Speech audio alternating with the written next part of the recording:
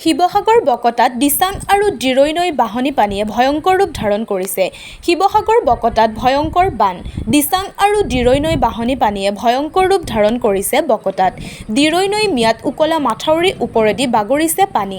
পশ্চিম বকতাৰ প্ৰায় ৩৫খনকৈ গাঁও বৰ্তমান জলমগ্ন। শ শ বিঘা কৃষিভূমি বৰ্তমান পানীৰ তলত। দিশহাৰা কৃষক তথা সৰ্বসাধাৰণ ৰাইজ। বৰ্তমানলৈকে কাণসাৰ নাই বিভাগীয় কৰ্তৃপক্ষৰ। স্থায়ী সমাধানৰ ক্ষেত্ৰত কোনো এখন চৰকাৰে গুৰুত্ব প্ৰদান নকৰাৰ অভিযোগ ৰাইজৰ।